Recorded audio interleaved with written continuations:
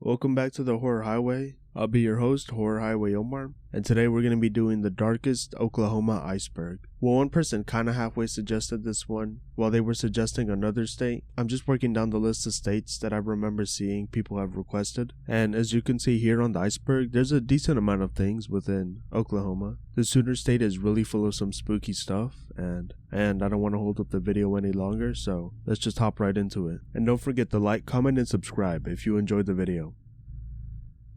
Tier 1. The Oklahoma Octopus. Reported in several lakes, a couple of these being Lake Thunderbird, Lake Ulaga, and Lake Tenkiller. In those lakes live a legendary octopus, an octopus the size of a horse, with a slightly red color. Now, all these lakes are freshwater, and octopuses are saltwater creatures, so this octopus must have somehow adapted to fresh water. The idea of the octopus arriving through the Mississippi River into Oklahoma and somehow landing in one of these lakes. Now, within the lakes of Lake Thunderbird and Lake Tenkiller is a reported high number of drownings and unexplained disappearances, many of who attribute the octopus to the drownings and disappearings. Bigfoot. With the BFRO, the Bigfoot Research Organization, listing at least 111 reported sightings of Bigfoot, there's no shortage of tales when it comes to Bigfoot in Oklahoma. Some of these Bigfoot encounters would garner large attention, such as the siege at Honobia, in which a family would report multiple instances of being visited and having interactions with Bigfoot-like creatures in the night near their home. The Bigfoots would start stealing deer meat from the freezer the family had outside, and seemed to have an interest in getting within the house, and this would eventually lead to members of the family shooting at the Bigfoot, trying to keep him away. And in Oklahoma, there does seem to be an issue with Bigfoots stepping on people's porches and getting in personal property, as there's another Bigfoot encounter, with this Bigfoot specifically being known as the Boggy Bottom Bigfoot, who basically did the same thing, where they walked up to a person's house and chilled out on the porch and freaked the people who lived there out. And of course, it being Oklahoma, the natives themselves also have tales of a Bigfoot-like creature, although it isn't exactly Bigfoot. For instance, there's the Honka, which was adopted from the Crow people by the Creek people once they were forced to move into Oklahoma, and roughly translates to gorilla, which has had many people draw the similarities between Bigfoot and a gorilla. Oh yeah, the Honka might happen to be an instance of a Bigfoot. There's a lot of Bigfoot lore in Oklahoma.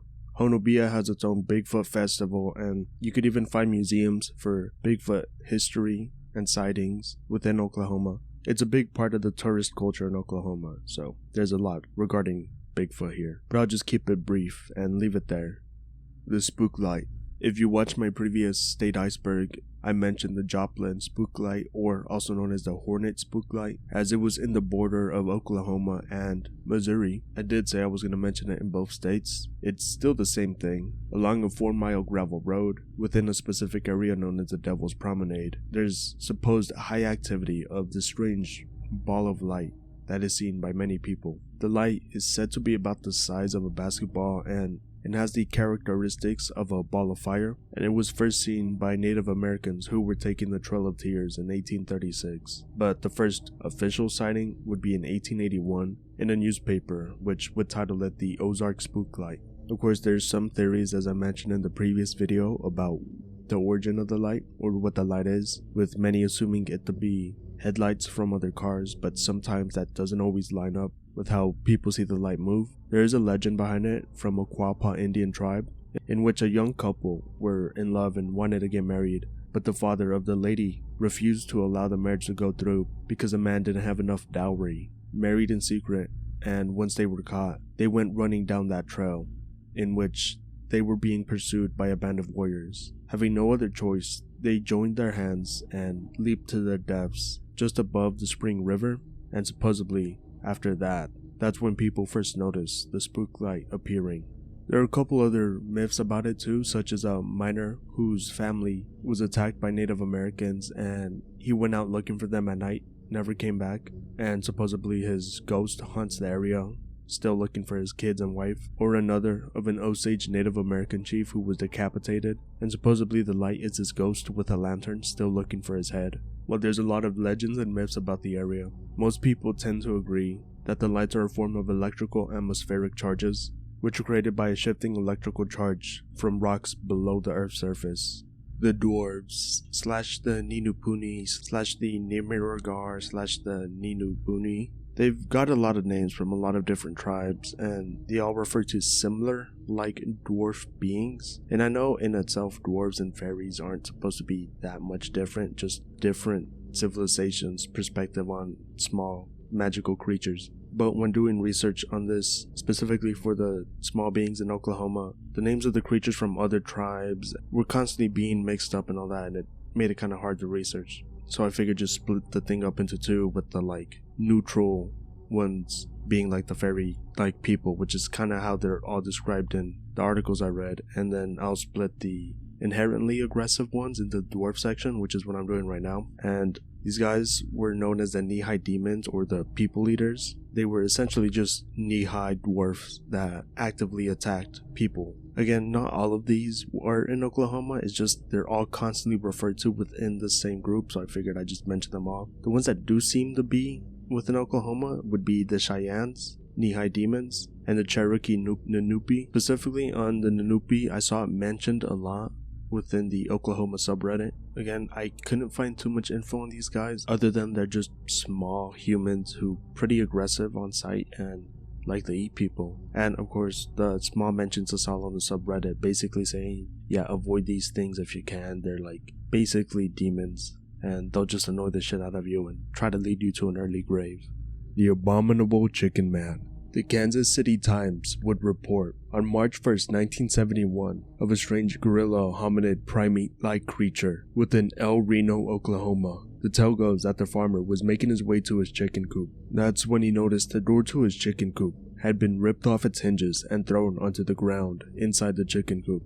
Upon walking in, he found 7-inch long and 7-inch wide handprints, and would call an expert in to try to figure out who did this. The prints would be identified to more closely match that of a primate/gorilla, which made everyone think that this must have been some sort of gorilla-like creature. There were also barefoot tracks found around the ground. While the obvious comparison to Bigfoot is there is something to make him distinct from the regular Bigfoot sightings. Firstly, when they found the footprints outside, they also found handprints on the ground, meaning that the creature had been walking on all fours, which is very unlike Bigfoot. Usually when people describe Bigfoot, other than his feet, his hands seem to resemble that more of a human's than a gorilla's or a primate's.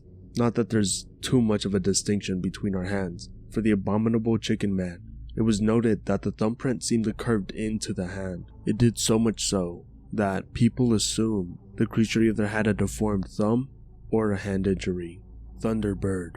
As mentioned previously in several other states, the thunderbird isn't exactly set to one location. That being said, I would say it's most famous in Oklahoma, being described as a giant flying eagle-like beast, said to measure about 160 feet wide and be at least 90 feet long. The beast was said to be sighted by many early settlers of Oklahoma. There's a tale from a town within Oklahoma known as Clarita, in which several young children were being abducted by these thunderbirds, and so families started leaving their children within the houses in fear of the thunderbird. But supposedly, in around the 1920s, it would be shot down by a rifle and would be buried at the bottom of a river in Clarita, where it said the bones of the thunderbird still remain. A Black Panther.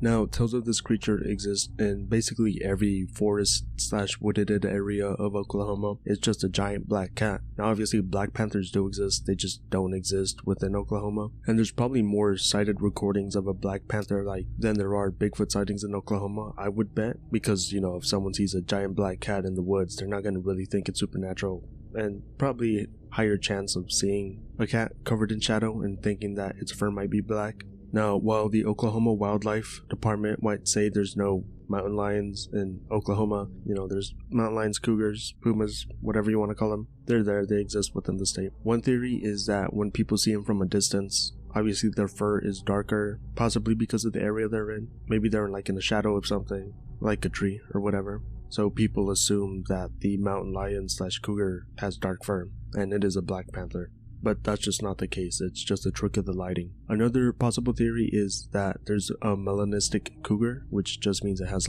black fur and whatnot. Now, while they have a possibility of existing, no one's ever caught one, no one's ever killed one, and there are no photos / confirmed sightings of one. It still just remains another story. Bulldog Man. Starting out as a regular kid in a poor family that had too many mouths to feed, this story takes place in 1920s Oklahoma when a family decided to visit an amusement park. Though since they couldn't pay to get in, they just stayed on the outside and watched. It is said that the youngest kid in the family was left behind. Now, if that was on purpose or accident, it isn't known. But regardless, the kid had nowhere to go, so after the amusement park closed, he snuck in. He stayed there for a while till the amusement park officially shut down, and then having nowhere to go, he wandered the woods for a while. He eventually found a brick factory and would take shelter there. There, the workers would take care of him and feed him and basically pseudo-adopt him. Unfortunately for him, one day, he would be sleeping by a bunch of bricks. These pile of bricks shifted and some of them landed on his face, kind of permanently damaging and disfiguring him. One notable thing that is said is that a brick basically pushed his nose up into his face, giving him this squashed pug look, and so the next day when the workers came by, they noticed the injuries, but they didn't have enough money / didn't want to pay to go take him to a hospital. So they just let him heal on his own, and his face ended up being permanently disfigured. The factory workers would give him the nickname Bulldog Boy, and he would eventually grow up to be the Bulldog Man. But by the time he was an adult, the factory he was living in would be shut down, and never having received proper education or proper job training, he just lived as a vagrant within around the area of the brick factory. He somehow got a hold of a gun, and it said that if you go in an area near the brick factory, he'll go out and try to shoot at you with the gun. The factory is said to be located on Old North Road between Sand Springs and Tulsa, and is also said to be near a lover's lane. Tier 2. Skinwalkers. Now, while there's a lot of tribes that were moved into Oklahoma, and obviously when that happened, a lot of tragedies and death happened being forced into Oklahoma, there's actually very little I could find in regards to Native Americans and Skinwalkers within Oklahoma. Rather, what you'll find online is a bunch of personal anecdotal stories from people just posting on the internet. A lot of these obviously coming from Reddit, where a large portion of Skinwalker stories tend to come from. Obviously, a lot of these stories are about a group of friends going into the woods. The one I found online talks about friends going off deep into a reservation, basically going to a part where it was completely secluded and they were the only ones on the road, where they saw a strange creature out in the distance, and as they got closer, they decided to step out and investigate the area it was at. And basically when no one was looking, the creature, which they called a Skinwalker, appeared before their van and knocked it over before they began shooting at it, and it ran off. A lot of encounters with the Skinwalker tend to follow that pattern of seeing something / hearing something, and then later on it actually confronts them, but for whatever reason they manage to scare it off, or it just stares at them from a distance. The description of the Skinwalker being this half man, half wolf creature, and obviously one of the most important things about it, which is within its name, is the Skinwalker. It does have the ability to shapeshift, usually into a coyote-like creature, but there are some stories where it takes the appearance of a friend who the Skinwalker managed to make lost in the woods, or somehow put in a trance and got away from the friend group. The Ishkitini / the Skitkini. They're different names for basically the same creature.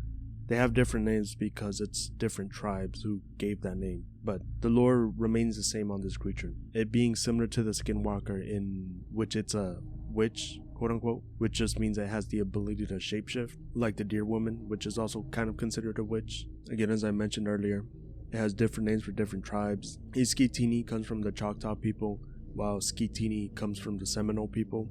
The main idea behind this legend is that there's this giant transforming creature who usually takes the appearance of a giant white owl who hunts at night, typically targeting humans and killing them. The legend for these creatures goes that they usually hide themselves within the tribes they're hunting as regular tribe folk, but during night they vomit up their souls and their internal organs, which then lets them become these owl-like beings. And much like the Skinwalker / Wendigo, you're not supposed to say the name of the creature, as you saying it has the chance of you becoming one, which is actually unlike the Skinwalker / Wendigo tales, where you saying the names actually causes one to appear before you.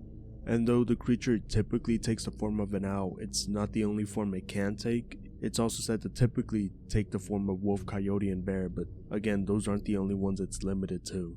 The Deer Woman. A half deer from the bottom down and woman from the top up, but she does have antlers on her head. One of her most prominent features besides the antlers on her head would be her hooves at the bottom of her feet, because it does tie into her tail kind of. Now, there's not just one specific version of the Deer Woman, and as far as I could see, there's not just one Deer Woman. It's actually like a whole race of spiritual creatures. For the most part, a lot of what I read online seems to hinge on the fact that they are slightly malevolent, if not malevolent, sort of a vengeful type spirit, while there are some tales of them just being like spirits of fertility. As for her vengeful side, she's said to lure men who have hurt women in the past out into the woods, sort of seduces them, and basically once she gets them out into the woods, she reveals her true form because she's kind of hiding her bottom half or cloaking herself in some way. Once in the forest, she reveals herself and she basically just kills the man. Some of the things I read that try to view the Deer Woman legend more modernly seem to depict her as a sort of temptress slash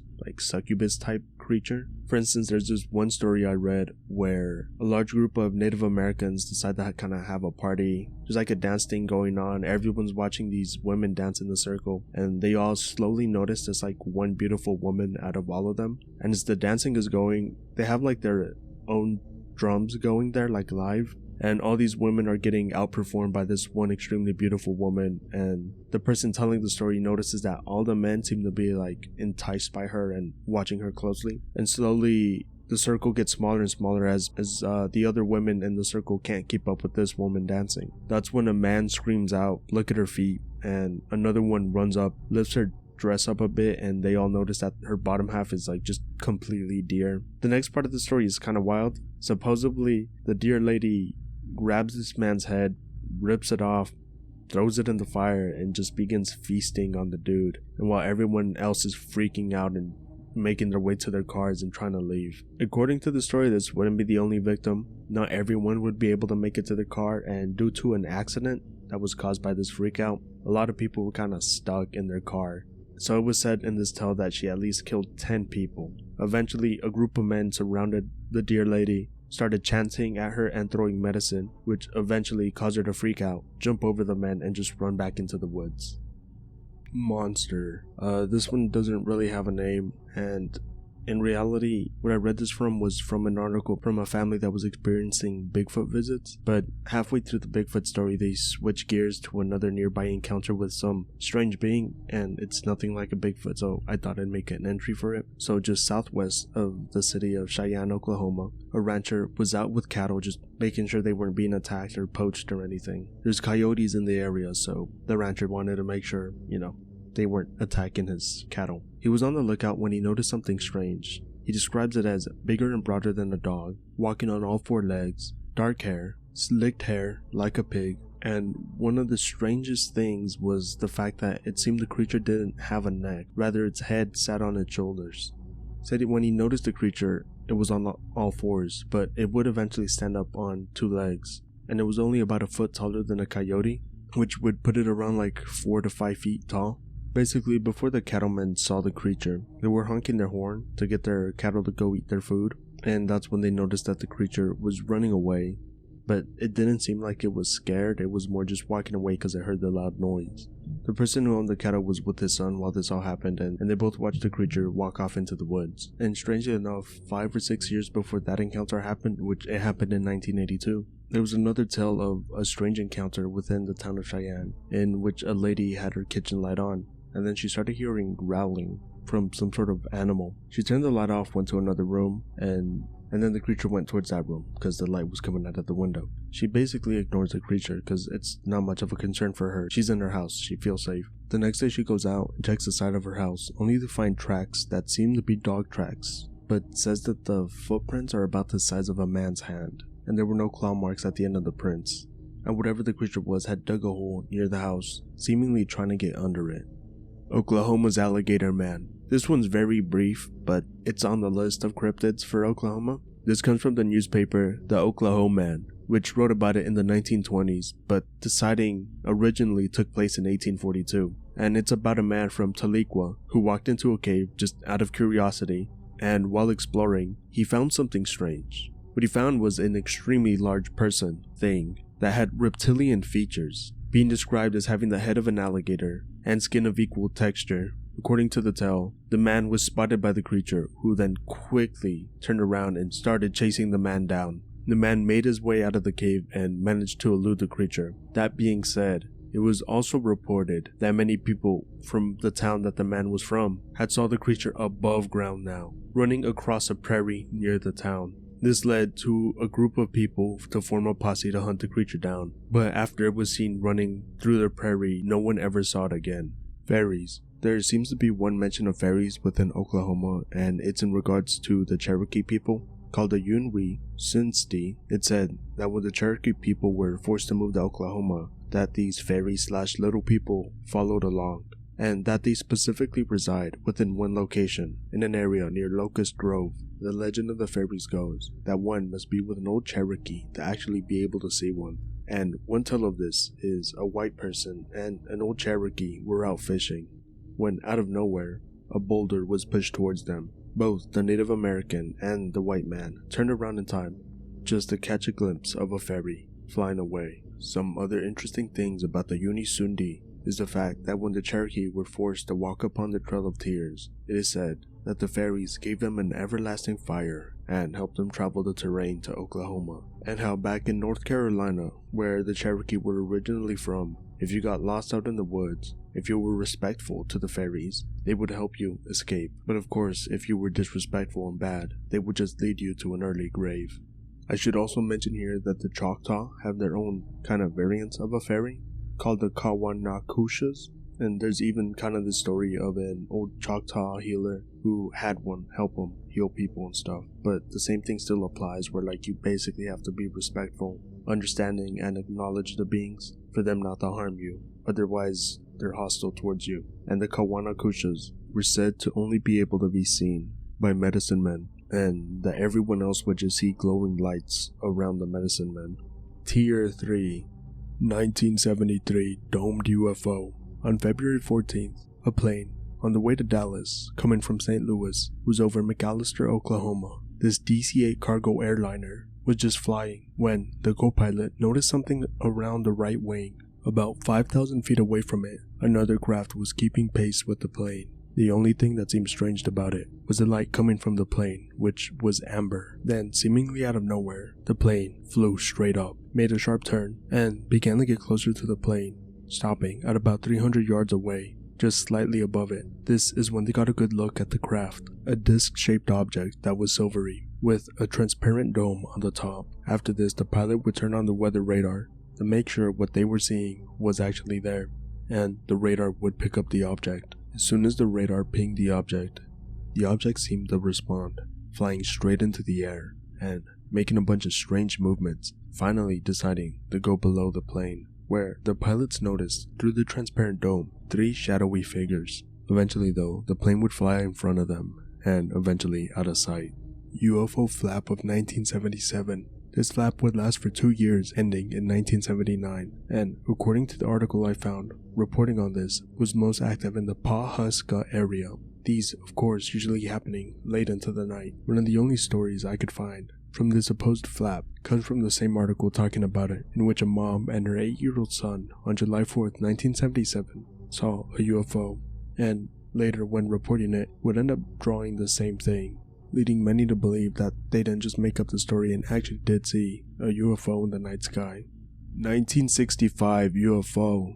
In Winewood, Oklahoma, on July 31st, 1965, at around 1 a.m., a police officer from the local police department would see something in the night sky, a glowing object, while in the northeast part of the town. The officer would observe that the object had a bluish-greenish light at the center of it. The officer would also observe the object slowly float off into the night sky before it stopped, just hovered around, and then slowly went in a northern direction until it finally disappeared. There would be 2 U.S. Air Force bases that would actually detect this flying object. First was the Tinker Air Force Base, and the second was the Carswell Army Force Base in Fort Worth, Texas. That all happened on a Saturday morning, and strangely enough, the next day, with people reporting seeing strange circular objects in the night sky, as well as multicolored UFOs appearing over the horizon. The observations of the strange objects in the night sky lasted all the way until Monday morning, which would lead to the most famous tale of these 2 nights of UFO activity, where a paperboy would snap a picture of a supposed flying object in the night sky,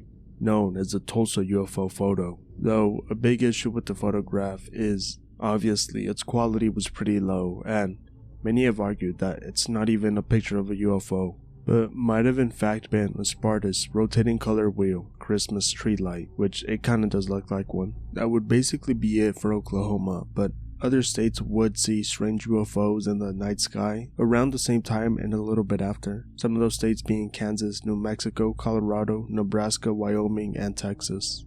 The general stats for UFOs in Oklahoma. Oklahoma is ranked 35 out of the 50th state for the most UFO sightings, with at least 36 people witnessing a UFO for every 100,000 within the state. And according to the National UFO Reporting Center, about only 1,509 cases have been reported within the state of Oklahoma. 2024 Oklahoma City UFO. On March 4th, families in an Oklahoma City suburb were out watching their kids play when they noticed something strange in the night sky. They pulled out their phone and began recording. What was witnessed was some sort of strange glowing object moving across the night sky before a strange ring appears in front of it and seems to dissipate over time. In the video, kids can be hearing, trying to guess what it is, at first thinking it was a shooting star before realizing that it was a UFO. The local news would reach out to an expert to give their opinion on the video, and the response they got back was that it looked like the normal ascent of a rocket with a booster separating staging. At least that's what the expert assumed the ring that appeared was. The issue being that there were no reported rockets being launched in the night sky that night, at least not in the direction that the object was observed in. There was a launch that night in Florida, but this video was recorded before that launch went up. And again, if it was that rocket, then they somehow recorded in the wrong direction and still witnessed the object. Either way, something was launched in the night sky, and it seems whatever it was has been kept a secret from the public. A brief UFO history of Oklahoma. I'm not quite sure what to call this entry. There weren't a lot of famous cases from Oklahoma. I think the biggest one was the Tulsa photo. But even then, there was not a lot outside of that. So I figured I'd just make this entry and just do a very brief history of UFOs within Oklahoma. A lot of the UFO history within Oklahoma starts around 1947, which is the same year Roswell happened. It seemed that around that time, because of the news of Roswell, a lot of people started noticing more things in the night sky. A month before the Roswell crash happened in May 17, 1947, there would be a reported UFO sighting of a frosty white round flat object, and then the next one to make kind of a splash would happen in June 21st, 1947, so around the same time as the Roswell incident, in Yukon, Oklahoma, where people witnessed 6 objects like upside down downwash tubs, high and moving fast. After the Roswell incident, Project Sign was established in 1947, and another project, Project Grudge, was established in 1949. They essentially did similar things to Blue Book, which was identifying and assessing UFO observations. Project Blue Book wouldn't officially start till 1952. It would document UFO sightings and whatnot. In regards to Oklahoma, there would be at least 800 reported UFO cases within that time frame. One of the interesting things that happened within Oklahoma was in around the 1950s, the International UFO Bureau would be created within Oklahoma City, which was just a UFO group filled with a lot of people. Many were scientists and astronomers who were interested and wanted to investigate the UFO phenomena. And as mentioned in previous entries, there was a 1965 flap of UFOs within Oklahoma and several other states, and then there was another flap in 1977 that lasted through 1979. For the most part, as far as I could find online, UFO sightings seem to be pretty sparse within Oklahoma, which makes sense. Again, it was ranked 35 out of the 50th states, which means sightings aren't as prominent, obviously. Tier 4. Purple Church, Oklahoma. Purple Church used to be a church. Obviously, you could tell that from the name. But the church itself doesn't remain anymore. Rather, all that's left is a basement of the church. Just outside of Oklahoma City is a site where many say cults and satanic practices happen with such frequency that if you go out there, you're bound to see animal corpses that have been mutilated, supposedly for some sort of satanic sacrifice or some sort of occult ritual. The Purple Church gets its name from the fact that within the basement are all sorts of satanic purple pentagrams spray painted on the walls, the roof, and the floor. The Purple Church is located on private property, and it is said that many people break in just to get inside the church and see what's happening around there. I already mentioned the dead bodies, but it is said that if you sneak in on the private property on a full moon, you might in fact catch a group of occultists sacrificing people, supposedly. Others say it's just animals. There's some other strange tales about the place, excluding the weird cult sacrifices, such as strange noises happening within that basement, and just being touched and scratched by things that aren't seen. Also, supposedly, there's a black unmarked truck that runs off people who try to sneak onto the private property, or the owner of the property actually just trying to scare people off. It's not quite known. One of the most famous things regarding Purple Church is the unfortunate passing of the Sellers family who were murdered by Sean Seller. It is said that the killer, Sean Seller, worshipped Satan at Purple Church, but that hasn't been confirmed and is just tying a real life crime to the area to make it more spooky. Other than that, Purple Church is said to be just within a very unwelcoming and unnerving area that on itself is scary enough. Crybaby Bridge, officially Boggy Creek Bridge. The story goes that on June 13th, 1924, in the town of Carusa, a woman and her child were rushing home in a storm, taking a carriage being pulled by horses. They were making their way over the bridge when lightning struck, scaring the horses, causing the carriage to tip over and the baby to fall out. The mother, absolutely frantic after this happened, began searching for her child, only to hear a cry from the baby coming from what seemed like the river. She would look over the bridge trying to find the baby, but would end up losing her footing and fall into the river below. The mother and the child were never seen again. It was said for the longest that on late nights on Friday the 13th, if you went out to the bridge, you would hear a baby crying, and people paid their respects for this legend by leaving roses on the bridges. But that would all stop in 2001, as the bridge is no longer open to the public. The Zozo House. The story begins in the 1980s, when two friends find a Ouija board and begin communicating with a demon known as Zozo. Initially wanting to contact Bon Scott of the band AC/DC, they somehow ended up talking to Zozo instead. The two friends would remain in communication with Zozo via the Ouija board throughout their life, and according to this legend, one of them was even told of their death by Zozo, and he ended up dying in the way Zozo described, a car accident. The story continues that the one friend who lived kept the board and communicated with the demon for years after. The kid would grow up and get a wife, have kids, and buy his own house. This is where the story really begins. Supposedly, one time, the man wanted to show his wife the Ouija board and introduce him to Zozo. It was while they were trying to communicate with the demon that he would end up being attacked by it, and supposedly, Zozo even attempted to possess him. After that moment, it seemed that Zozo was permanently within that home and was now attacking the wife and the daughter of the man. Supposedly, this haunting in Oklahoma City was so bad that the man would put his house for sale and even wrote a book about his encounters with the demon called The Zozo Phenomena. After the family abandoned the house, they put it up for sale, and it seems the house would be purchased in 2022. No one knows if the haunting still remains within the house or if it followed the family in the end. Dead Woman's Crossing. In the town of Weatherford, Oklahoma, is a bridge known as Dead Woman's Crossing Bridge. There's a local legend for this tale, and it begins in 1905 when a woman, Katie DeWitt, decides to divorce her husband because he was being abusive. She takes her baby girl with her to a train, which her father sees her off on. She was leaving the town to visit family, but she would never come back. The father would hire a private investigator to try to find her, and the private investigator would learn that Katie had befriended a woman of the night while on the train who had convinced her to stay at her brother-in-law's house in a town nearby. They would then go to that house, and they would leave, taking a trip on a buggy. The detective would learn that after the buggy trip, Katie had not come back, just the lady of the night. The investigator would learn that Katie and that woman were near a field, and when the woman came back without Katie, the buggy they had been using was covered in blood. He also learned that on the way back, the woman had ended up giving the baby away to a nearby farmer, who said they received the baby wrapped in a bloody dress. The investigator would confront the woman about this, but she would say nothing of the sort happened. But later that day, she would poison herself, basically admitting to everyone that she had killed Katie and wasn't willing to pay for the crime. Now it's said that Katie haunts that bridge, looking for her child. People say that you could hear her late at night, crying out for her child. Another legend as well says that if you're under the bridge late at night, you could hear the buggy going over the bridge.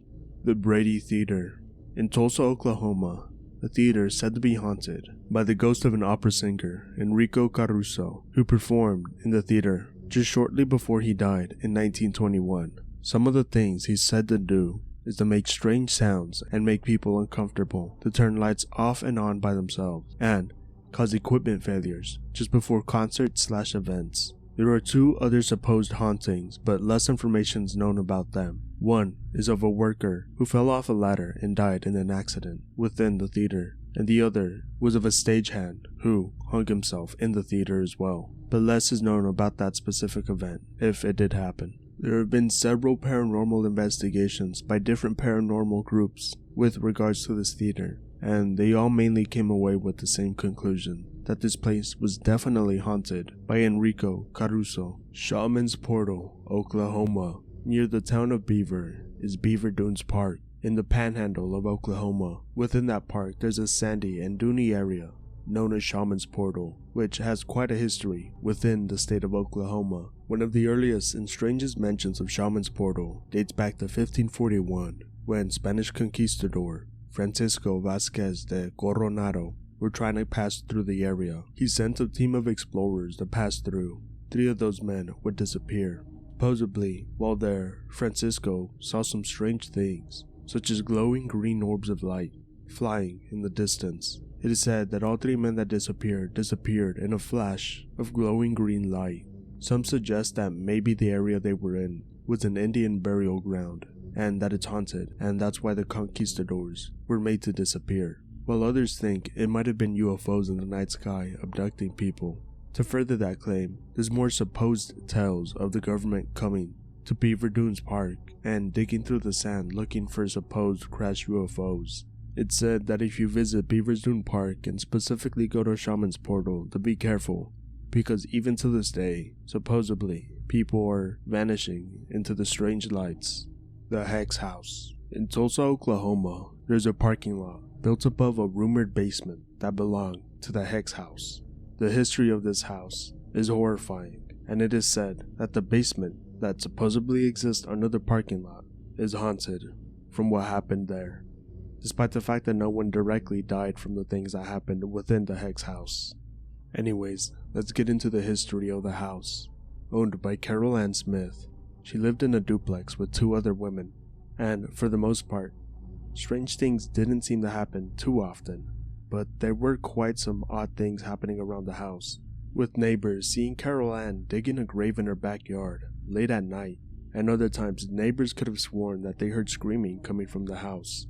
But what really brought an investigation to Carol Ann was the fact that it was during World War II, and she took more rations than she was supposed to, which she said was for her dog, Bon Bon. But when the police came to investigate, they found something else. 2 women, Virginia Evans and Willetta Horner, had been living in Carol Ann Smith's basement, basically slaving away for her. They would go to work every day and come back and give all their money to Carol Ann. They did this for Carol Ann because Carol Ann seemed to charm/hex them into believing that if they spoiled Carol Ann, they would receive eternal life/get rewarded in heaven for it. The women had been doing this for 5 years, living in the unheated basement, sleeping on orange crates, and barely getting enough food to live by. All the while, Carol Ann spent all the money they earned, living lavishly, buying lots of clothes and makeup and food. Carol Ann would spend a year in prison for frauding these women.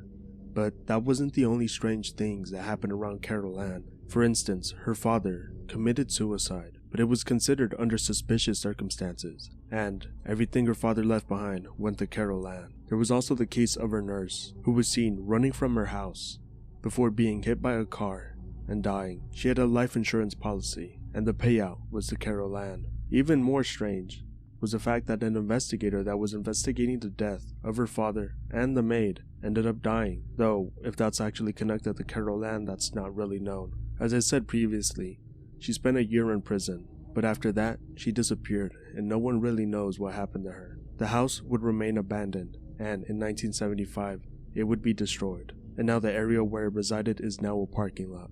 But many swear that the basement still exists down there, under the parking lot. Mohawk Park, which is now a golf course and a park as well, is said to be haunted by not just ghosts, but some of the previously mentioned cryptids. Supposedly sightings of the deer lady have been witnessed on this park. Not just that, people claim that there are little invisible people within the park as well, seeing as it's not the variety of small people that are trying to kill the humans, it's probably one of the more helpful ones. Not just that, but there is a supposedly haunted area within this park. It is said that there's a bathroom on this park that is not powered by electricity, but during the summer, it's freezing cold in there. Well, more like throughout the entire year, it's absolutely freezing cold. It's just extremely strange that in the summer it's freezing cold. And not just that, but there are claims that sometimes at night you could see lights coming out of the restroom. Again, the restroom does not have electricity, so many people believe it to be haunted by a ghost. Tier 5. The Belvidere Mansion, said to be haunted by the man who paid for it first to be constructed, John M. Bayless and his family. Construction would start in 1902, but it wouldn't be until 5 years later, 1907, that it would finish, and that's for a variety of reasons. Firstly, the house was a 3-story mansion, with the third floor said to be a 2,400 square foot ballroom. John M. Bayless was involved in a variety of other businesses, and was opening several different buildings as well, such as an opera house, a hotel, and an athletic building. Unfortunately for him, 6 months before the mansion would be built, he would die, though his family would move in, and his wife and 6 children would live there until 1919, where the house would change ownership. The reason for his death seems to be an accident. Something went wrong while undergoing an operation for his appendicitis. After the initial family moved out in 1919, the house would change many hands, until it finally landed with the Rogers County Historical Society, who returned it to its former glory, as slowly before this,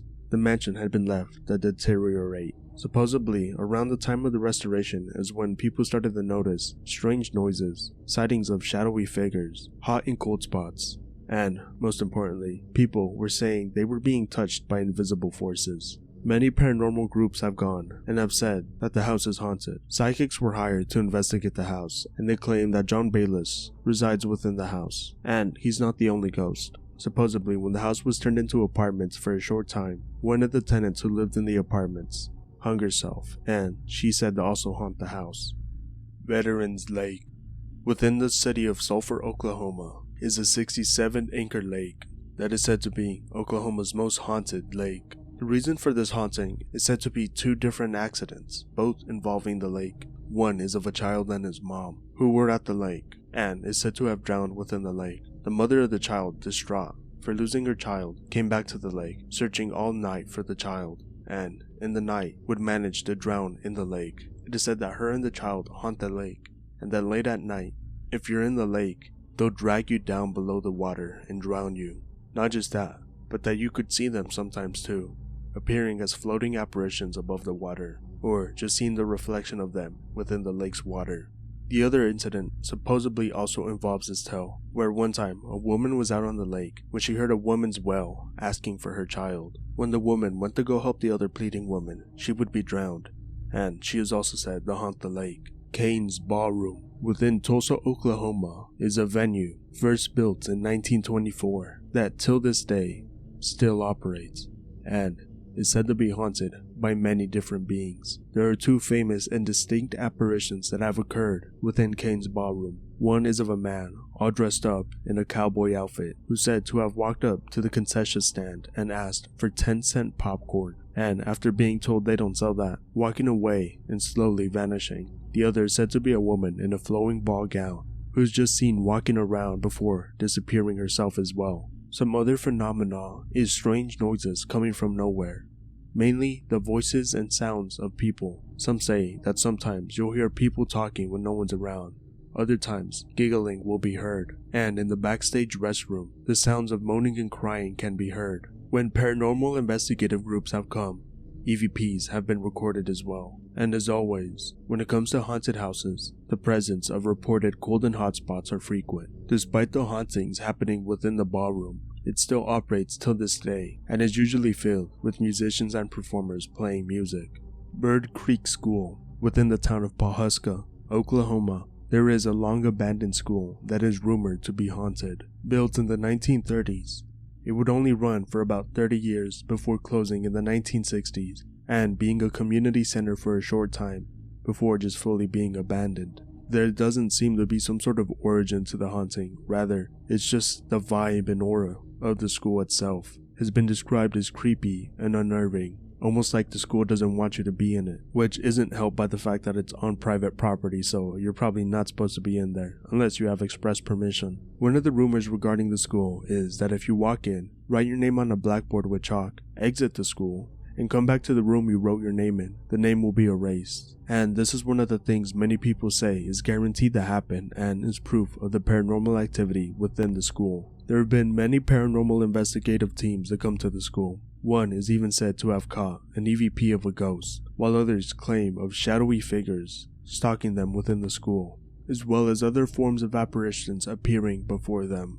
The Cherokee Strip Museum, located in Alva, Oklahoma, initially built in the 1930s, and the building that the museum now resides in was originally a hospital. It would later be renovated and turned into several different things, but is currently the Cherokee Strip Museum. If that wasn't enough to make it haunted already, the town of Alva itself once held a Nazi prisoner of war camp from the years 1943 till 1945, and some of the things the museum holds within its walls are historical artifacts from World War II, so it's said that several prisoners from the camp now haunt the museum as well. On top of that fact is the fact that this part of Oklahoma is rich with Native American history, and there's also Native American artifacts within the museum, again leading people to believe that there are Native American ghosts within the museum as well. There's been many forms of paranormal activity within the hospital, such as EVPs, people seeing apparitions, shadowy figures appearing before people, strange orbs of lights flying around, as well as some poltergeist-like activity such as the lights switching on and off by themselves, objects being moved and pushed around, people swearing that they have felt something touch them when nothing was around,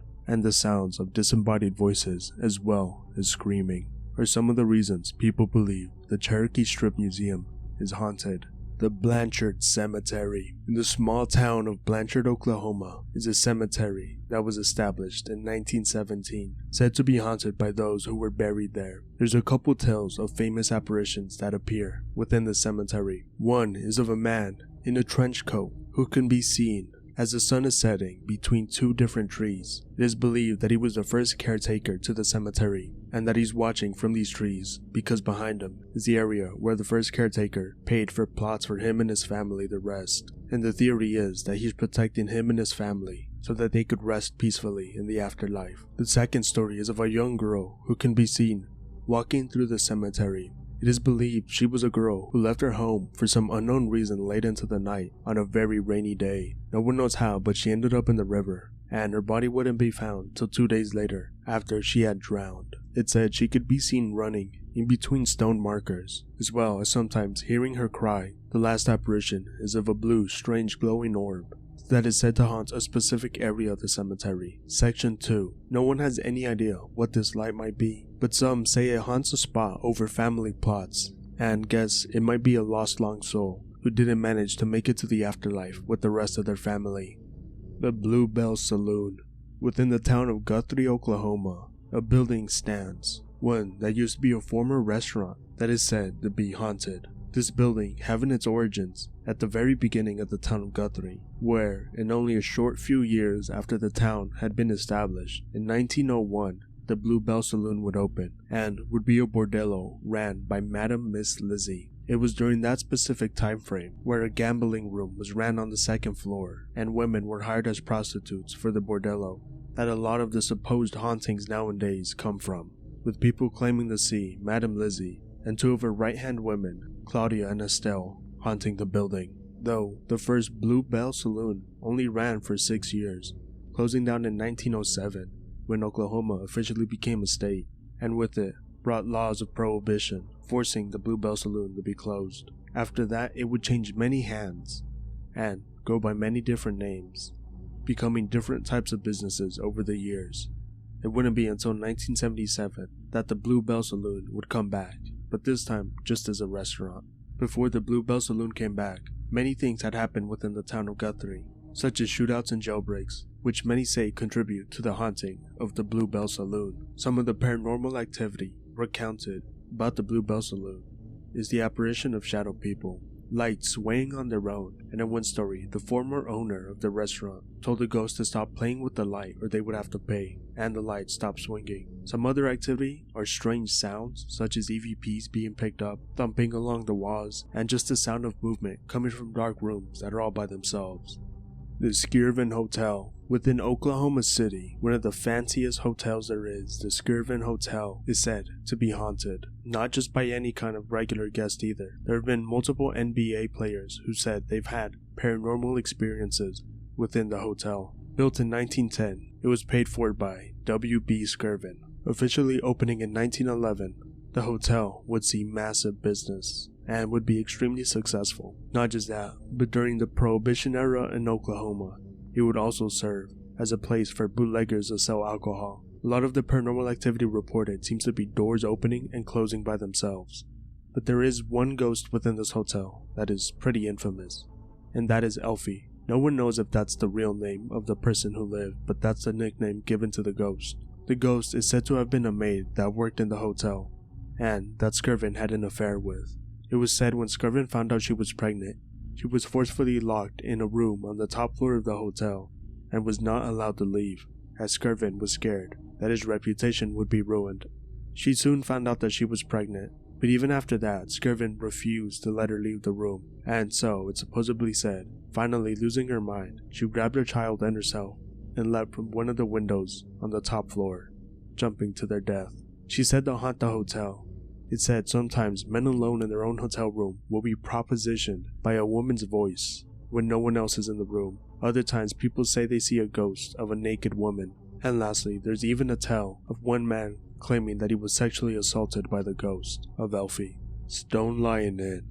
Within the town of Guthrie, Oklahoma, there's the Stone Lion Inn, a over 110-year-old building, built in 1907 by Mr. F.E. Hutton for him and his family. It is said that his daughter haunts the home. It is said that of his 12 children, his daughter, Augusta, died of whooping cough after a nurse gave her the wrong medicine, and is said to be one of the spirits who haunts the home, as well as her father, though her father remains pretty harmless, said to only be seen late at night smoking a pipe, and is followed by the smell of tobacco. Augusta herself is quite a strange entity, to say the least. For one, she's known to make lots of noise. At one point, when the owner of the building was renovating the Stone Lion Inn, they called the cops because they kept hearing things on the 3rd floor, only for the cops to clear the whole building. It was after that a childlike figure started being seen throughout the building. It was also said that whenever the owner of the building's son would put his toys away, the next morning they would be found scattered all over the floor. That's not the strangest thing though. Supposedly, people who rent rooms here are said to wake up to feeling like they're being licked on the face, followed by the giggling of a child. It is believed that Augusta is licking people's face. There's also instances of people seeing a childlike figure tucking them into bed, and the noise of children playing in the halls, usually late at night when kids shouldn't be out playing. There's also been several EVPs recorded within the Stone Lion Inn. Tier 6. The Dust Bowl. Starting in around the 1930s, people within the Oklahoma Panhandle area, Kansas and Texas, had been farming the prairie land that they lived on. Unfortunately, due to bad farming practices, the natural grass would slowly go away and be replaced by cropland.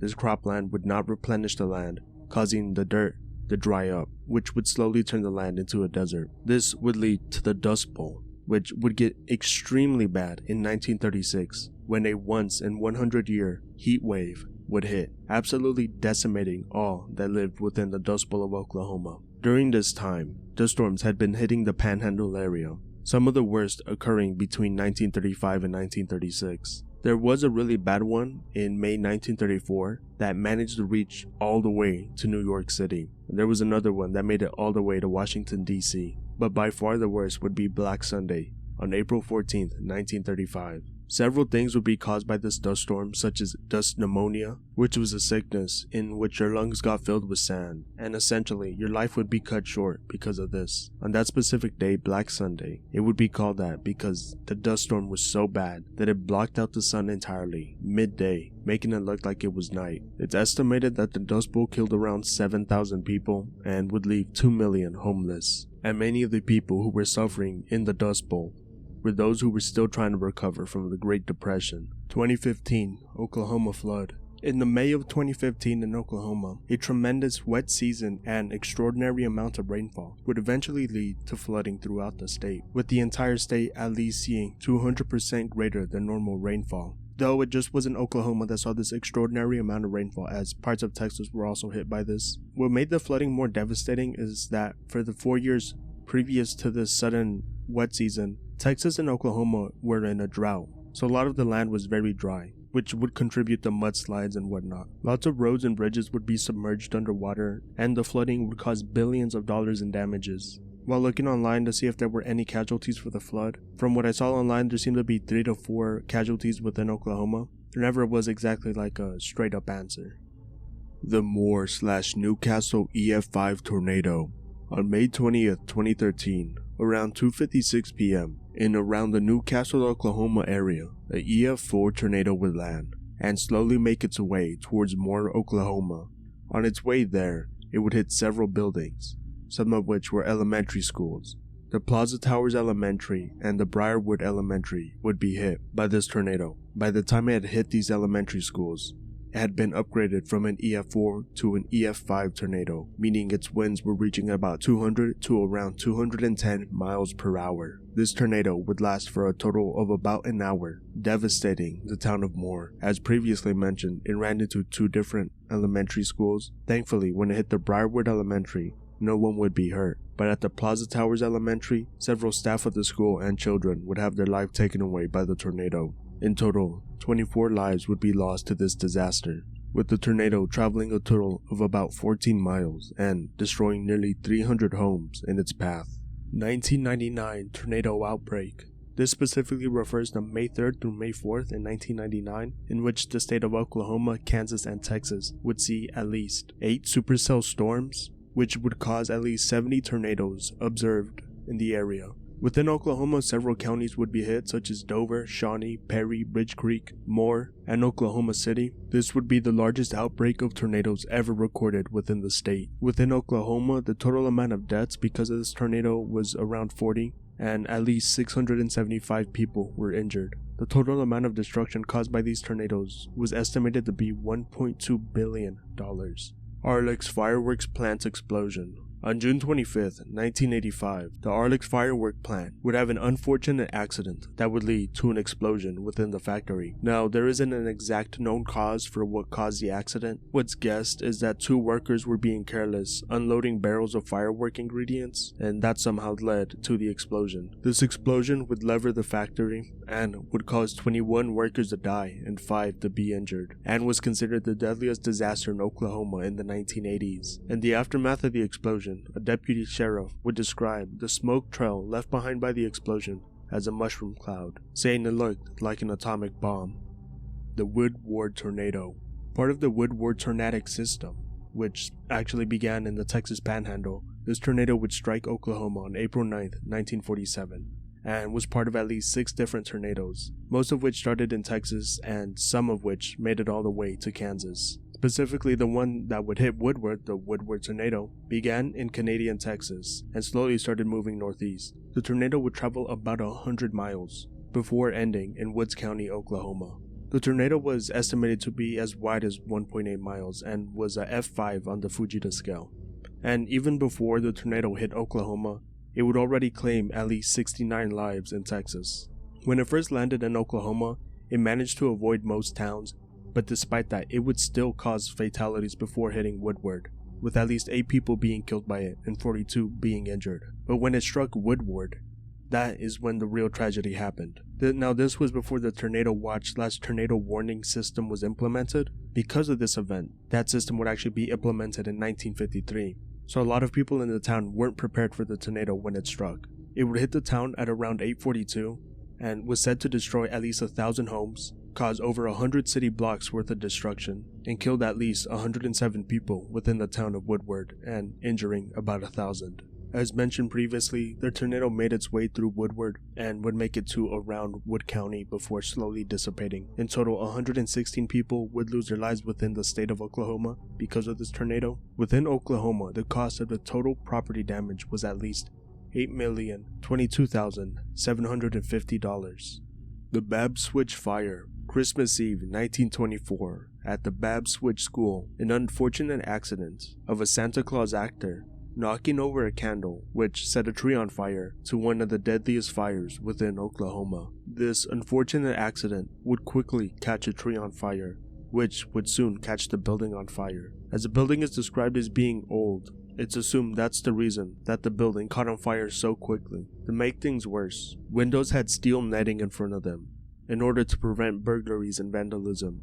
There were so many people packed into the school that when the fire broke out, people started panicking and pushing towards the door, but the thing was, to open the doors you had to pull them open, so many people ended up being trapped within the burning building. There were survivors, but they were in the minority. The school also only had one exit, making the fact that people were panicking even more deadlier. In total, 36 people would lose their lives in this fire. American Flyers Airline Flight 280, registered under the number N183H, this Lockheed Electra would take off from Monterey, California, and was planning to make it all the way to Columbus, Georgia, with a stop in Ardmore, Oklahoma. Unfortunately for the passengers and the people flying the plane, while trying to land in Ardmore, the flight crew and the cabin would decide to land based off visual contact and were ignoring the instruments and what they were telling them. The airline flight crew and the pilot saw their runway. Visibility wasn't the best, but that isn't what is assumed what caused the accident. Instead, what was found to be the cause of the accident was that while the pilot was descending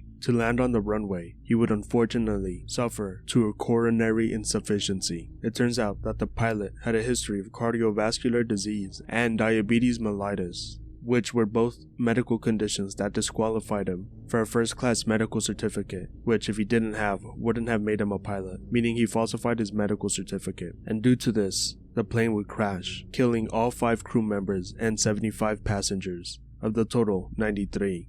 18 others would be injured, but 3 of them were so severely injured that they would eventually die due to their injuries. The plane had been transporting US soldiers.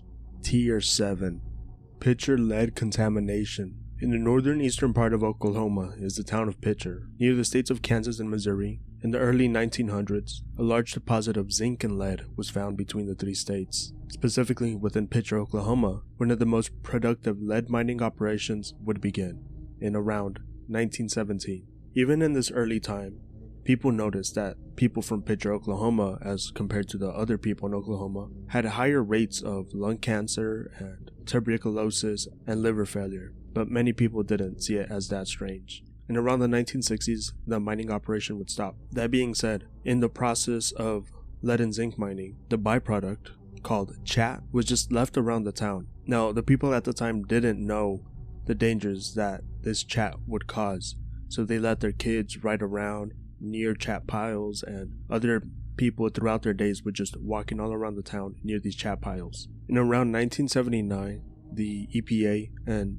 the rest of the government noticed something within Tar Creek. Water from the underground mines was flowing into it, which began contaminating the area even more than it already was, and the EPA would declare the places around Tar Creek a Tar Creek Superfund site, one of these places being Pitcher, Oklahoma. So on top of already having a bunch of piles of toxic lead around the town, now water from underground is coming around and contaminating the land even more. In 1996, the people researching the contamination levels within Pitcher would find that 34% of the children within the town had lead poisoning due to the environment, which at that point in 1996, the amount of contaminated stuff in the environment was 36 million tons of mill sand and sludge, and the previously mentioned contaminated water that came from the mines. In April 2006, the government basically said enough is enough and bought out all the houses in the land and tried to make the whole town a ghost town. And on top of the contamination, and another study showed that a lot of the houses were in danger of caving in due to mining around the area.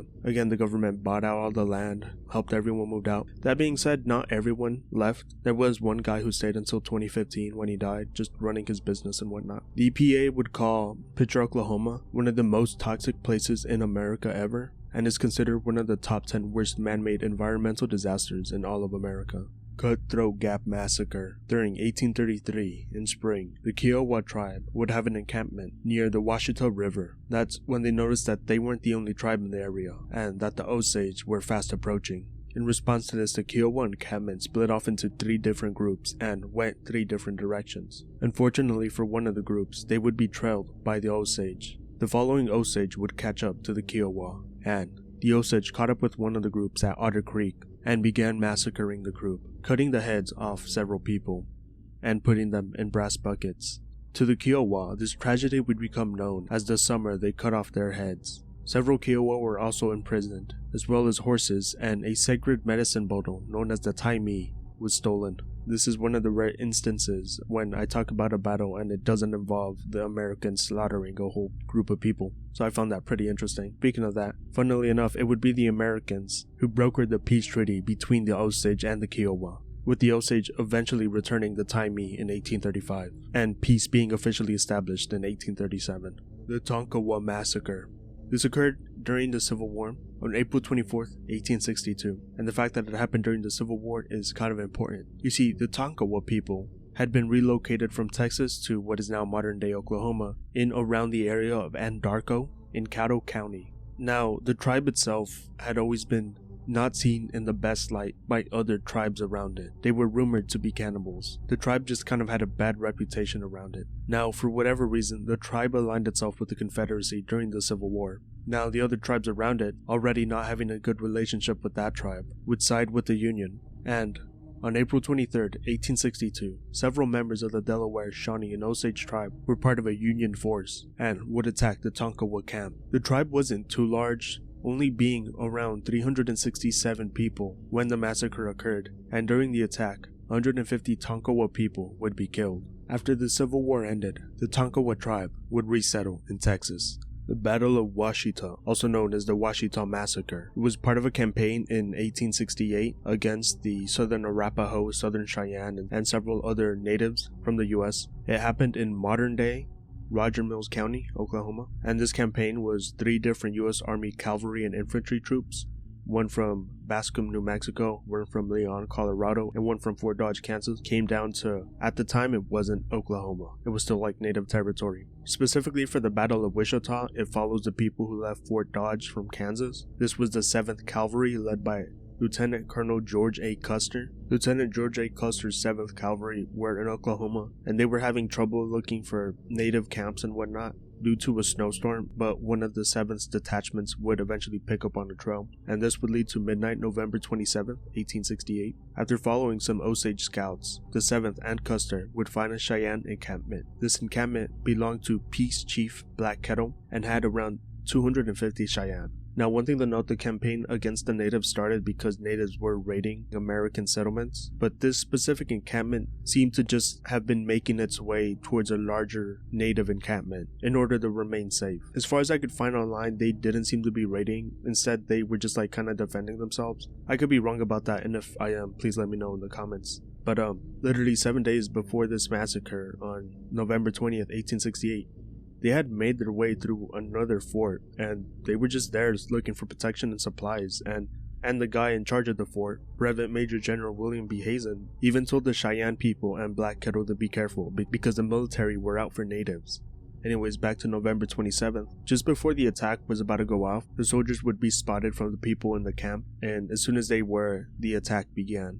The battle would last until about 3 in the afternoon, and it wasn't just Cheyenne who fought in this battle, as just downstream, Arapaho and Kiowa natives also came in order to help the Cheyenne. But in the end, they would be overwhelmed by the 7th Cavalry's numbers. Now, reports differ. Custer would report 103 Cheyenne men killed, and about only 11 of his men died, while on the Cheyenne side it's not too clear how many actual fighters and civilians died. But regardless of that, many women, children, and men were killed in the battle. Custer's men would also burn down 51 lodges, kill the camp's roughly 800 horses, and in the end the 7th would only lose about 22 people and have 15 wounded. The Tulsa Race Massacre. Within Tulsa, Oklahoma, there was a neighborhood called Greenwood. It was a small township with predominantly owned black businesses and a thriving black community. It would be home to something known as America's Black Wall Street, but unfortunately the town of Greenwood would see one of the most disgusting and devastating racial attacks in all of US history in May 1921. I just quickly want to highlight the New York Times article I read, What the Tulsa Race Massacre Destroyed. It's written by many people. I'll just quickly name them out because it's a lot. Yulia Prashina Kodas, Anjali Singhavi, Audra Diaz-Birch, Troy Griggs, Micah Grundall, Lindong Wang, Tim Wallace, Jeremy White, and Josh Williams. I'm just doing this because it's a really good article and it really goes into depths of what was lost within the race massacre, as I'm mainly just going to be talking about the events leading to the massacre and the losses within the massacre. I really suggest you read this because it really does highlight how an entire town was essentially destroyed and the city of Tulsa and essentially Oklahoma tried to hide the fact that this happened within the state. And thankfully you did have census data and survivors of the massacre to come out and basically let people learn the history of Greenwood and whatnot. So the inciting incident for the massacre would occur on May 30th, 1921 between a 19-year-old Dick Rowland and a 17-year-old Sarah Page. Sarah Page was an elevator operator, and she would claim that Dick Rowland had tried to sexually assault her. Now this is a he said, she said type of situation. She said he tried to sexually assault her, while many others, and Dick Rowland himself, simply said that he tripped and trying to catch himself to not falling, he accidentally grabbed her hand. She would run out the elevator screaming that she had been sexually assaulted by Dick Rowland shortly after that. This would lead Rowland to be jailed the next day within the Tulsa County Courthouse. A newspaper, the Tulsa Tribune, would write about this, inciting a lot of anger and leading to a lynch mob showing up at the courthouse. 2 times would black veterans from World War I show up to the courthouse, offering to the sheriffs that they would help protect. Both times they would be denied. The second time this occurred, as the black veterans were leaving, a white man from the lynch mob attempted to disarm a black veteran, and in the attempt, the gun would go off. This would give the white lynch mob exactly what they wanted, a reason to go into Greenwood and cause a lot of destruction. Many people from within the mob would even be deputized and given weapons. And so, after this, they made their way to the town of Greenwood and began destroying everything within sight, attacking innocent families and destroying property. The people from Greenwood did attempt to defend themselves, but unfortunately they were simply overwhelmed by the mob. Fires were set, businesses were stolen from, and houses were also stolen from. The most insane thing to highlight, I think at least, is the fact that an aerial attack occurred over the town, with what many suggested to be the first aerial attack on an American city in US history. White pilots flew over with airplanes and were dropping dynamite on the neighborhood. The total destruction this massacre caused would be 35 blocks of businesses and homes utterly destroyed and burned to the ground. At least 300 people dead, hundreds injured. 8,000 to 10,000 were left homeless, and at least 6,000 people would end up being detained in internment camps for doing nothing but trying to defend themselves. The small township of Greenwood would rebuild, but it would take lots of time and it would not be easy. As firstly, insurance companies didn't want to pay out many of the survivors/victims of the massacre, and Tulsa would make a fire ordinance that was specifically made to prevent black property owners from rebuilding. And not just that, but the victims of the massacre would be the ones who were blamed for the massacre occurring. And one of the worst things about this whole thing is no one person has ever been prosecuted or punished for what happened in Greenwood. William K. Hale / the Osage Indian Murders. This one's pretty complicated and I'm gonna have to water it down and simplify it a lot. Also, Martin Scorsese's movie, Killers of the Flower Moon, goes over these events, so I don't know if anyone hasn't seen that movie already and plans on watching it. And if you don't want to know anything about it, then you should probably just skip this whole entry. But it is a real life event, so it's not really spoilers. I don't know. The story starts with William K. Hale, who became an Oklahoma cattle rancher in the Osage County Prairie on the border between Oklahoma and Kansas. He would find a fortune with the cattle business and would eventually name himself the King of Osage Hills, and he kind of had the money to back that up, owning 5,000 acres of land, several different homes, and just being insanely rich. It took him 30 years to build up his wealth, and over those 30 years he would gain the reputation of being cutthroat and ruthless with his business. But soon, a new resource would pop up in the land that would usher a new wave of income. black gold, oil would be found on the Osage land. Osage Alloyment Act of 1906 made it that all subsurface minerals, such as oil, within the Osage Nation Reservation belonged to the Osage tribe. And due to this oil, the tribe would receive $30 million, and that payment would be split up to different people, each receiving an equal share, also known as a head right. And that head rights were passed down through blood. And this is where William K. Hell began dastardly planning, as you could marry into a head right. This would lead William K. Hell to use his nephew to have him marry into an Osage family, and slowly thereafter, people from that family would begin dying in under suspicious circumstances. A lot of these deaths were always attributed to being indigestion or peculiar wasting illness. Other times the people investigating, specifically from within the town, would just say it was unknown how they died. And people were dying from various ways. Some were being poisoned, some were being shot. At one point there was an explosive placed in a house that killed 3 different people. In the end, there would be 24 people murdered, and the Osage Tribe Council pleaded with the US government to send investigators from the US Bureau of Investigations, which is now known as the FBI. Unfortunately, because people weren't talking, either because they were paid off or they were too scared, the investigators had to go undercover, and slowly over time they would figure things out. William K. Hell would be found out when he put a life insurance policy on his nephew's cousin-in-law, who died shortly thereafter, and he would collect $25,000 from his death, and the person who wrote this insurance policy was in fact an undercover agent. There was 3 other undercover agents. One was a doctor, one was an oil prospector, and the other was a cattle industry buyer. William K. Hell, his assistant, his lawyer, and his nephew would all be brought into court and would all be questioned. It would be found out that his assistant was the one doing most of the killings. His lawyer was helping him cover up the suspicious things, legally wise, and obviously he was using his nephew to marry into a family so that William K. Hell could get the head rights. The nephew would be the first one to tell the investigators everything, and then from there they would begin putting pressure and questioning other people, and slowly the whole thing fell apart. William K. Hell, his assistant, and his nephew and would all eventually go to prison. But the crazy thing is that they were all eventually pardoned, with the nephew receiving a pardon from the governor of Oklahoma in 1965. William K. Hell would be paroled in 1947, but he never went back to Oklahoma. He would move to Montana before retiring in Arizona and pass away in 1962. Because of everything William K. Hell did, a law was passed in 1925 which prohibited non-Osages from inheriting the head rights of tribal members possessing more than 1/2 Osage blood, and that was in order to stop other people from doing what William K. Hell had done. Tier 8.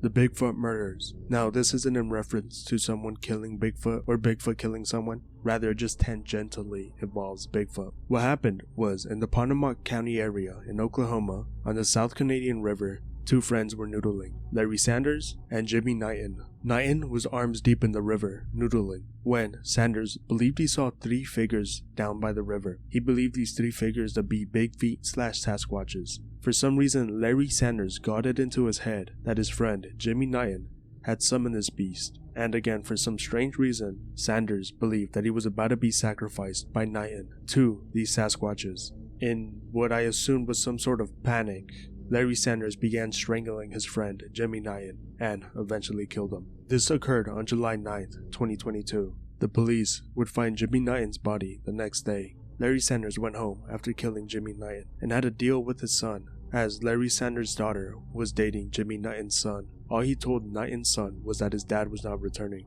He would later confess to his daughter that he killed Jimmy Knighton. Obviously, after the police found the body, they went to Larry Sanders' home and began questioning him. He believed he did this under self-defense, as, again, he believed he was going to be sacrificed to the Sasquatches. A forensic psychiatrist who talked to Sanders thought he was suffering from meth-induced psychosis, and that was his theory as to why he choked his friend to death. Larry Sanders would be convicted and face his life in prison without parole. The Oklahoma City Butcher. One of the most gruesome enduring unsolved cases of murder in Oklahoma.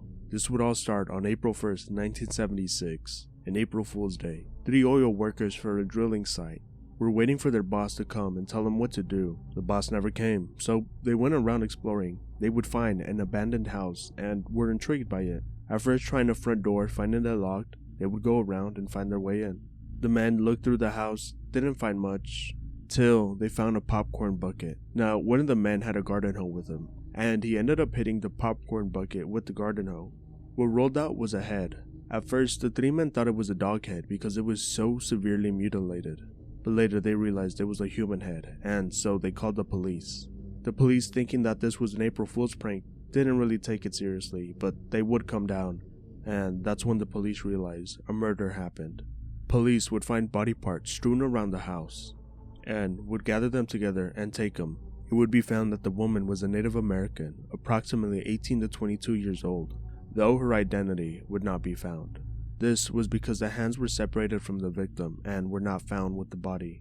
Another thing the killer removed from the victim as well was their sex organs. It would also be found that the killer had cut a smile in the woman's face, ear to ear, and that she was also dissected in an anatomically correct fashion.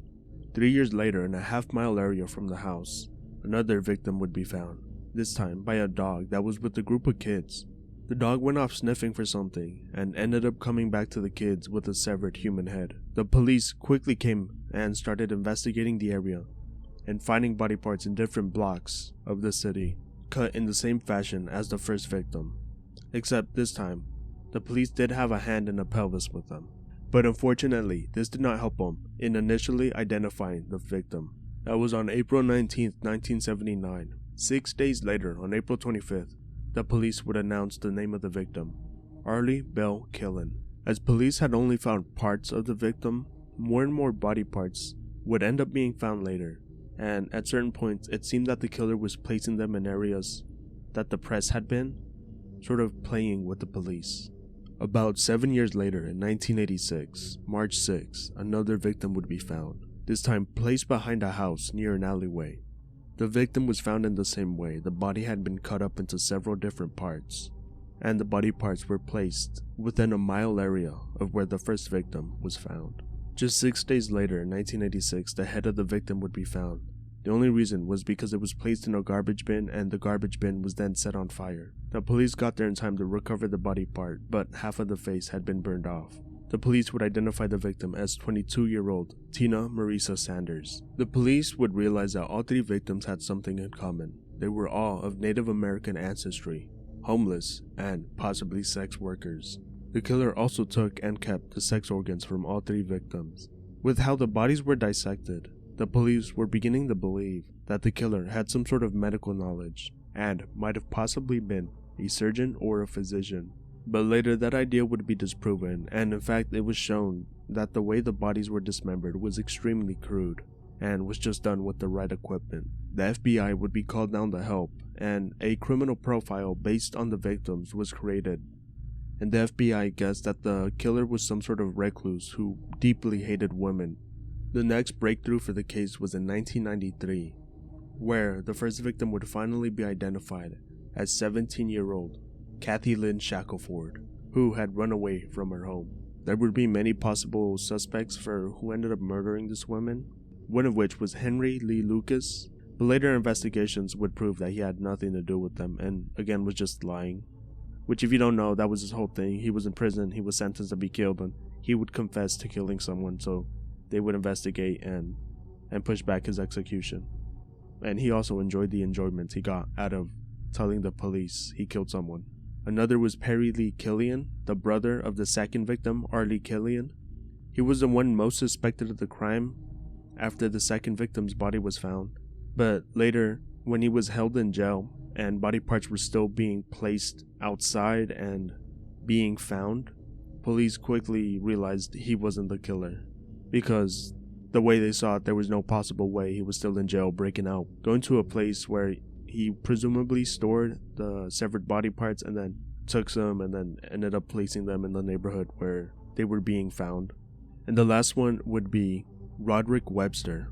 In 1989, he would commit a crime that was somewhat similar to the way the victims were found, in which he cut the body of a woman up, disemboweled her, and began pulling out her internal organs as well as her sex organs. He was caught in 2007 when several pieces of evidence were retested and would be linked to him. And in 2009, he would be sentenced to first-degree murder for his crime in 1989, and he ended up kind of fitting the FBI profile of the killer for the Oklahoma City butcher, as he was seen as a recluse and kind of hated women, as well as had a prior rap sheet, which is something else the FBI had assumed the killer had. That being said, the killer remains unknown, and the cases are still unsolved. The Oklahoma City bombings in front of the Alfred P. Murrah building on April 19, 1995, in around 9:02 a.m., a bomb would go off that would lead to the death of 168 people, injuring around 850 others, making 462 people homeless, putting thousands out of work, and causing 300 buildings severe damage, many of which would have to be destroyed and rebuilt. This bomb was a 4,800-pound ammonium nitrate fuel oil bomb built by Terry Nichols, this being considered the most devastating domestic terrorist attack in the United States. Several days following this attack, due to media, many Muslim American/Middle Eastern American citizens would see hate, but several days after the attack, it would come out that this was actually done by 2 US Gulf War veterans, the previously mentioned Terry Nichols and Timothy McVeigh. The bomb was hidden inside a rental truck, and after an extensive FBI investigation, which would eventually track down 3 people who were aware of the bomb: Timothy McVeigh, the one who drove a rental van to the Alfred P. Murrah Federal Building in downtown Oklahoma City, the one who built the bomb, Terry Nichols, and another, Michael Forder, who was aware of the planned terrorist attack, but did not warn anyone about it. Funnily enough, when the FBI had finally managed to find who did the bombing, which was Timothy McVeigh, and began a search for him, it turned out that he was already in jail. What had happened is, only 90 minutes after the bomb had gone off, Timothy McVeigh had been pulled over for driving without a license.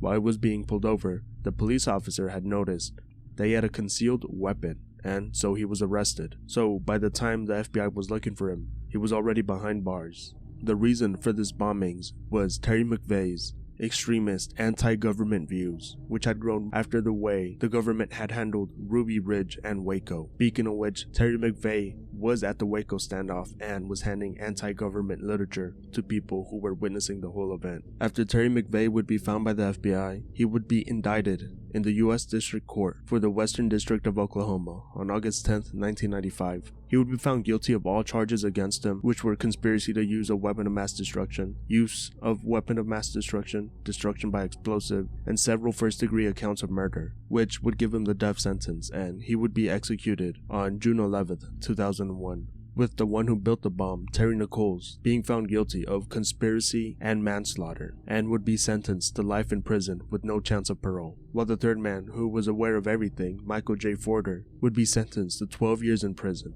The Kelly family. In the town of Oak City, bordering on Oklahoma and Kansas, the Kelly family would settle from 1869 all the way till 1887. The family consisted of 4 family members: William Kelly, who was the father, his wife Kate Kelly, his son Bill Kelly, and his daughter Kate Kelly. All 4 ran an inn in the town of Oak City, but in 1887, between the months of August and December, when people started noticing that those that visited the Kelly Inn were not coming back, and suddenly that the inn itself was just abandoned, people got suspicious and went to investigate. There, 3 bodies would be found under a cellar trapdoor, and later 8 other bodies would be found buried underneath the stable. It seems the way they killed their victims was by placing a chair on top of a trapdoor and distracting the victim with conversation.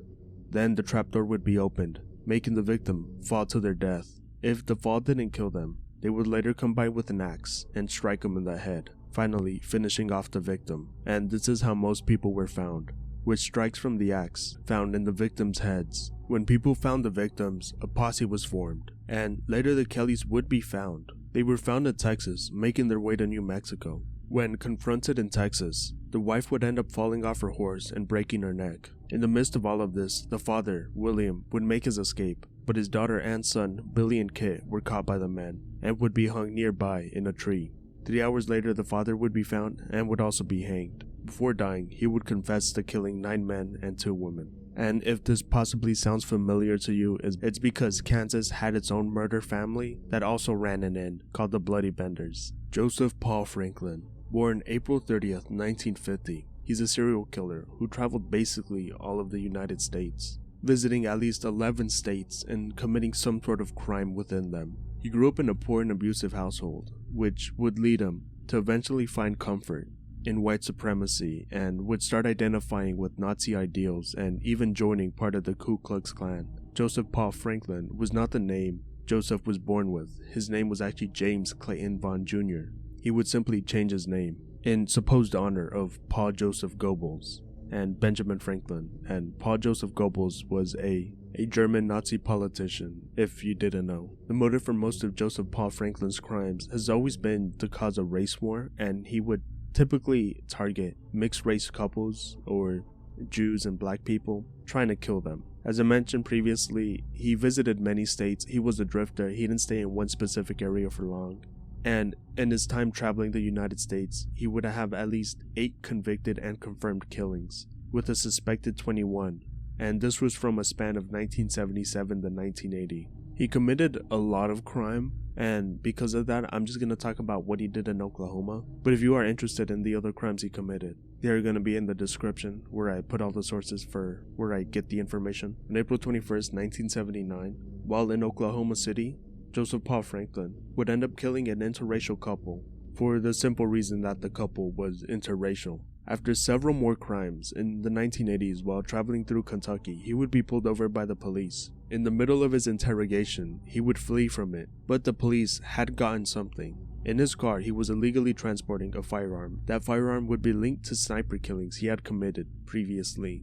And with that, there was a reason for his arrest. Something the police found out is that he had a habit of visiting blood banks for whatever reason. And so, alerts would send to blood banks about Joseph Paul. And to help identify him, police made blood bank workers aware of the tattoos he had on him. And he would end up getting caught in Lakeland, Florida on October 28, 1980. After that, he would be sent to Missouri, where he would be tried and held, and was put into death row at the Potsy Correctional Center in Mineral Point, Missouri. It wouldn't be until August 2013 where the Missouri Supreme Court would finally put his execution date on November 20th. There, it wouldn't be until November 20th, 2013, at the age of 63, where he would be executed by lethal injection. 2015, Oklahoma State University homecoming crash. On October 24, 2015, in Stillwater, Oklahoma, a homecoming parade for the Oklahoma State University football team was being held. A woman, Adisha Chambers, would end up driving into this parade, driving past barriers that blocked off the road, and crashing into a police motorcycle, causing her to swerve into a crowd of people. She would end up killing 3 people on the scene, and later a young child would be taken to the hospital, where he would lose his life. Another 22 people would end up being injured. The driver, Adisha Chambers, would be taken into police custody, and it was assumed she did this because she was driving under the influence. It would be revealed through blood tests done by the police that she had a .01 blood alcohol level, so she was not drunk when she did this, or under the influence of any sort of drugs. Rather, the driver, Adisha, would claim that she was suffering from psychosis, and that's the defense she would take when she was taken to court. But instead, she would be seen as competent and stand trial, and pleading no contest to 4 counts of second-degree murder and 39 counts of assault and battery. Roger Dale Stafford. On July 16, 1978, the first instance of mass murder in Oklahoma would be committed, known as the Sirloin Stockade Massacre. Roger Dale Stafford, his wife, Verna Mae Stafford, and Roger's brother, Harold Stafford, would rush the restaurant and kill 5 people at the scene of the crime, with one surviving long enough to make it to a hospital, but passing away while in the hospital. The victims were all shot execution style and thrown in the freezer of the restaurant. 2 years later, on January 30th, 1980, the killer, Roger Dale Stafford, would call the Oklahoma State Bureau of Investigation and would end up telling them that his brother and his wife were the ones responsible for the crime. He confessed because he was drunk. After the police investigated, they had found out that the brother, Harold, had died a week after the mass murders due to a motorcycle crash in Tulsa, Oklahoma. They would also find the wife, Verna, who was staying in Illinois. Verna Stafford would then tell the police that Roger Dale was in fact involved with the crime, something he denied. The police would also connect the murder of a young Air Force couple in Purcell, Oklahoma to Roger Dale Stafford. Roger Dale Stafford and Verna Stafford were tried.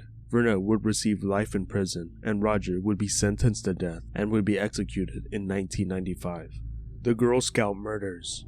On June 13, 1977, as a camp counselor made her way to the camp showers, she would see a sleeping bag with a camper inside, outside of a tent. the counselors would find the bodies of 3 Girl Scouts stuffed inside the sleeping bag. They were from tent number 7, and the girls would be found to have been bludgeoned and strangled to death, as well as sexually assaulted.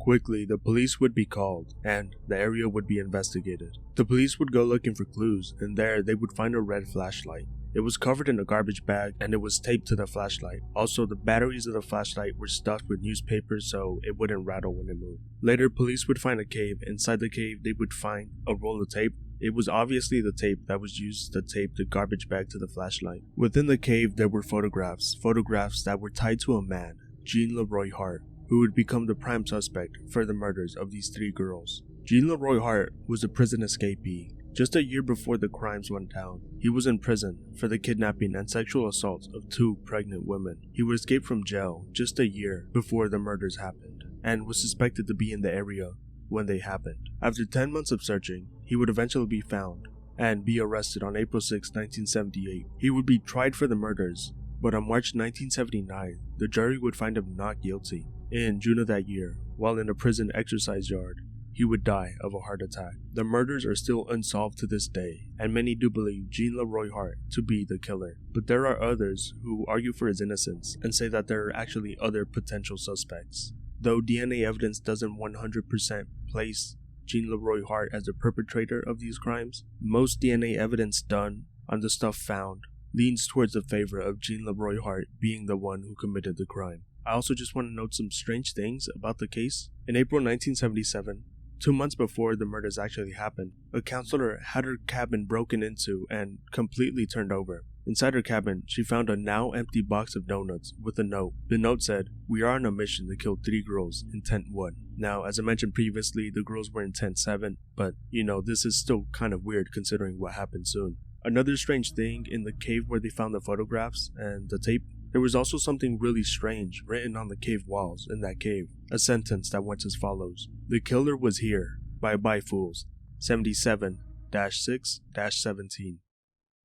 Looks like you made it to the end of the video. Hopefully you enjoyed that. If you did, put in your comments what was your favorite. If you didn't, go ahead and give us some constructive criticism. And if I miss anything, because that does happen, just write it in the comments. I'll make sure to pin it in the comments in case I miss something important, Anyways, thank you for watching the video and have a good rest of your day. Bye.